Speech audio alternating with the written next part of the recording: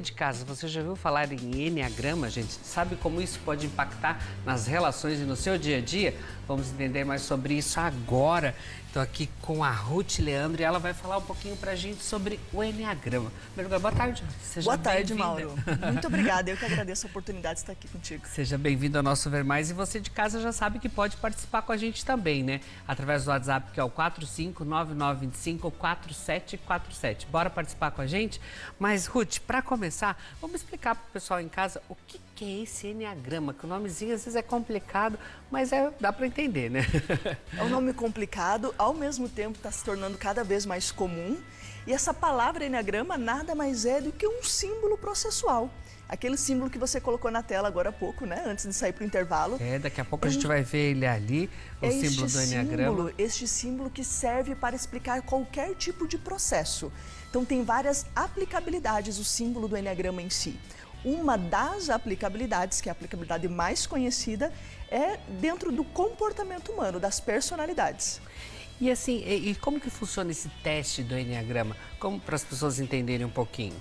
Mauro, essa é uma excelente pergunta, porque as pessoas sempre nos perguntam, eu preciso fazer um teste para saber qual é o meu padrão de comportamento? E o melhor teste nada mais é do que a autoconsciência, né? Eu me observar, eu olhar para mim, entendendo no meu dia a dia como funcionam os meus movimentos. Esse é o melhor teste, é o teste mais assertivo, quando eu trago à consciência o meu comportamento, como eu tomo as minhas decisões, como eu ajo frente ao movimento de estresse, nos momentos de tensão, nos momentos em que eu preciso reagir a uma situação. Então, esse movimento faz com que eu consiga ter clareza do meu padrão de comportamento. E assim, quais que são os objetivos? A gente está vendo a telinha do enneagrama ali, né? Então eu queria que você falasse para a gente os objetivos também dele. É a pessoa se conhecer, se entender. Nós temos vários objetivos. Esse, em especial, traz o comportamento humano. Mas o enneagrama não é aplicado somente a isso. Nós podemos fazer, por exemplo, gestão da empresa através do símbolo processual, construir o processo comercial dentro do símbolo processual, um roteiro de uma viagem, a educação dos filhos, a liderança, como eu vou liderar, gerir a minha equipe a partir do símbolo processual. Aqui, em especial, nós estamos falando de comportamento humano, né? Então, esse símbolo traz para nós os perfis. E como que você pode usar ele assim, Ruth, ao seu favor? Tipo, você está falando o empresarial, o pessoal, como que você pode usar ele?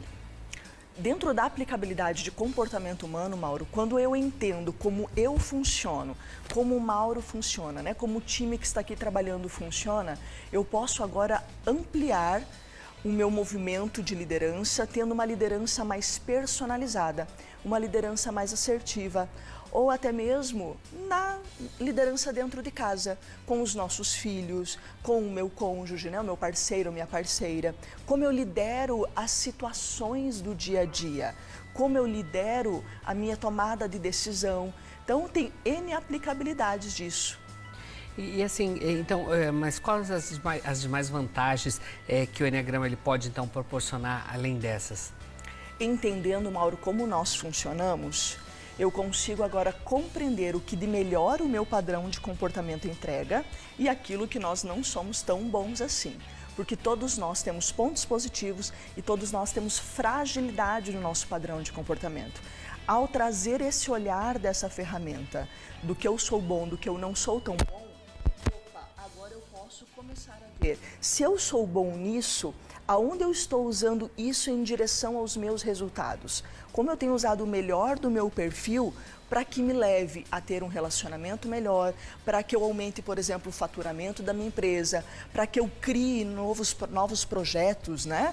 Novos processos dentro do meu negócio.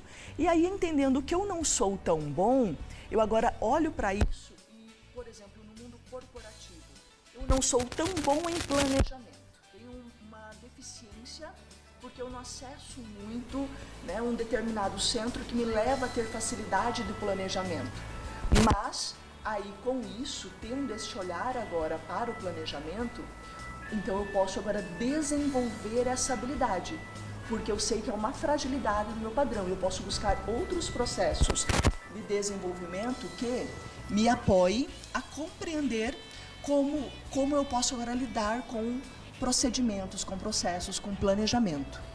E assim, ir para o trabalho em equipe, o Enneagrama pode ajudar muito também. Eu lembro que quando eu fiz, já começa o trabalho em equipe, durante o processo ali de conhecimento, você já vai trabalhando com pessoas que você não conhece, que você não entende. Cada um é diferente do outro também. É importante isso dentro do Enneagrama? Cada ser humano é diferente um do outro, Mauro. E aí, ao olhar para isso, a gente para de brigar, né? Primeiro, a gente para de brigar com a gente mesmo. E nós paramos de pessoalizar muita coisa, de entender que talvez quando eu dei aquele comando para um filho e o filho não correspondeu, ou o parceiro não correspondeu àquele comando, ou o liderado não conseguiu executar aquilo, a pessoa está fazendo aquilo somente para me provocar?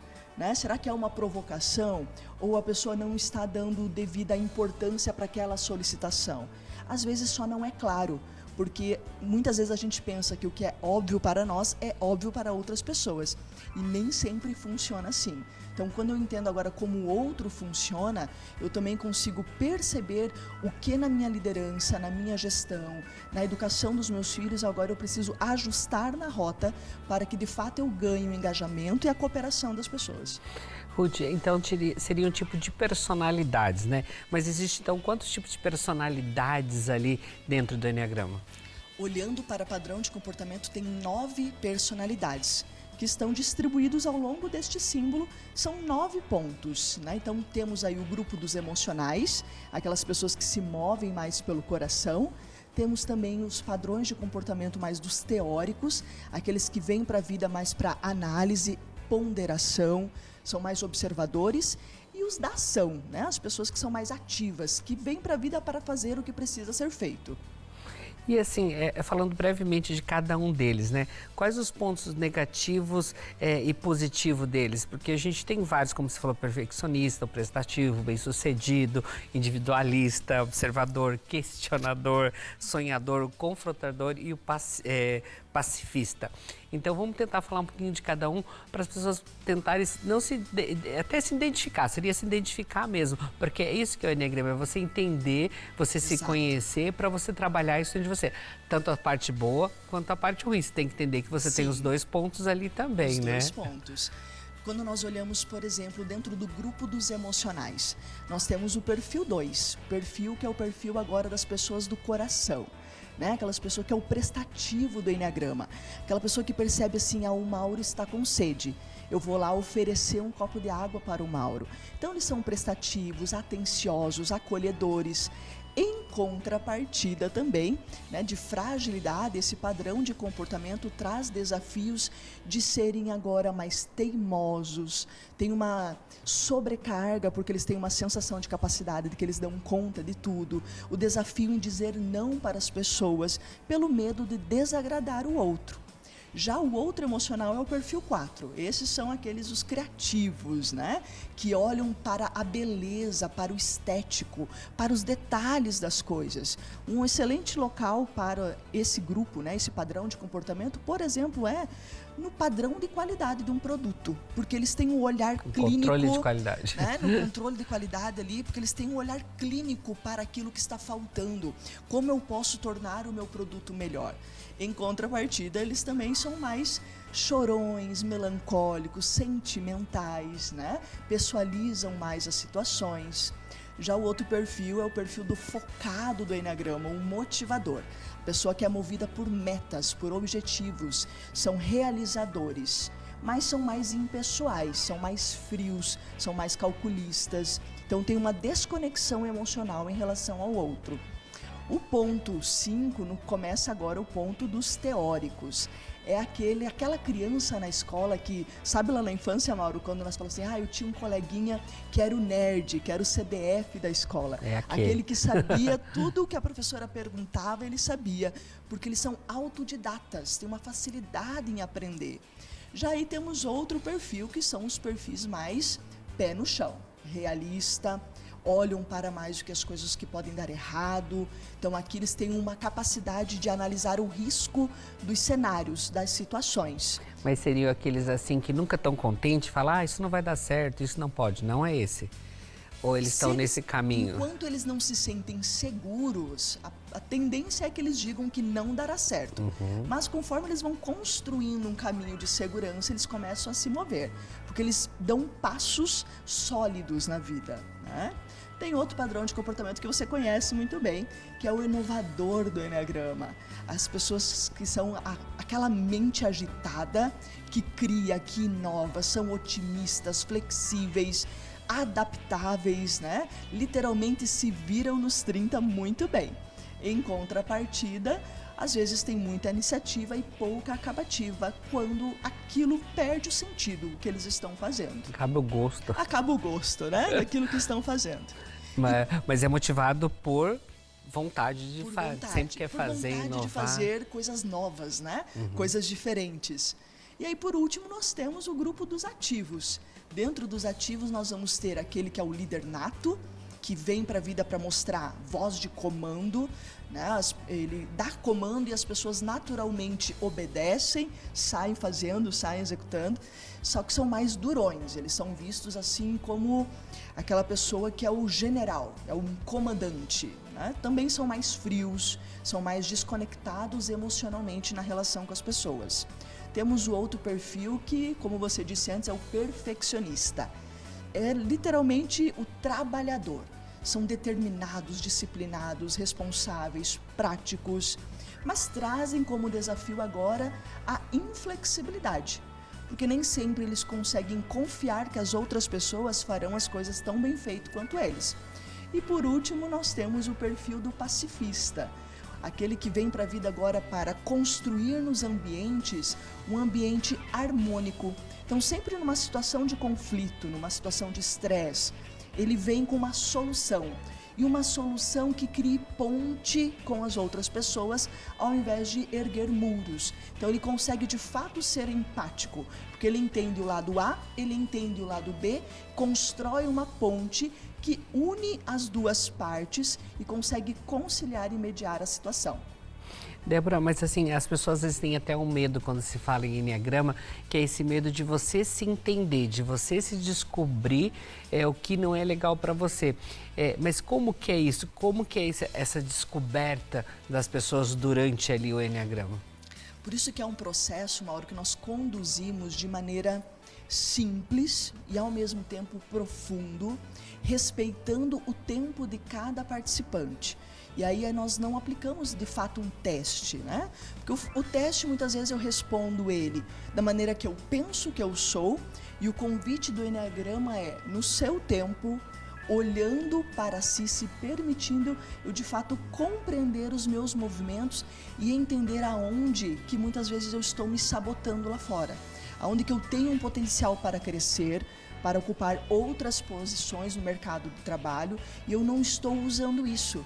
E aí eu posso começar a utilizar isso. Então as pessoas começam a perceber que o casamento pode ser melhor, né? A dinâmica com os filhos pode ser melhor, a minha liderança, a minha gestão.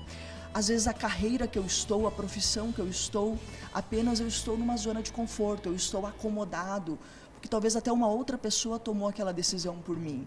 Então agora eu posso buscar o que de fato faz sentido para mim e que eu use o melhor do meu padrão de comportamento. Mas sim, é uma caminhada que as pessoas vão se permitindo aos poucos e dá tudo certo. Na maioria das vezes as pessoas de fato gostam, né? Quando chega no final do processo dos nossos treinamentos, as pessoas sempre vêm agradecer e falam que foi libertador essa caminhada de olhar para dentro de si e se conhecer. Mas, Ruth, o importante é a gente falar também que durante esse percurso, que são várias semanas de cursos também, é quando a pessoa se descobre o caminho certo, como você falou, essa zona de conforto. De repente eu estou numa profissão que eu ganho bem e tal, mas não estou feliz. Não é uma coisa que está fazendo bem para mim.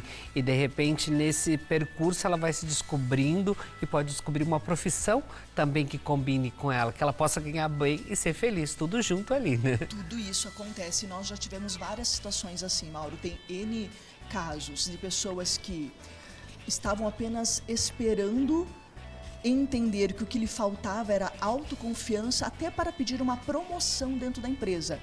Havia o cargo disponível, né? O gestor estava esperando que a pessoa viesse pedir aquela posição e simplesmente a pessoa não tinha autoconfiança para ir lá e pedir, olha, eu posso ter uma oportunidade de sair do cargo de líder e vir para a gerência, por exemplo.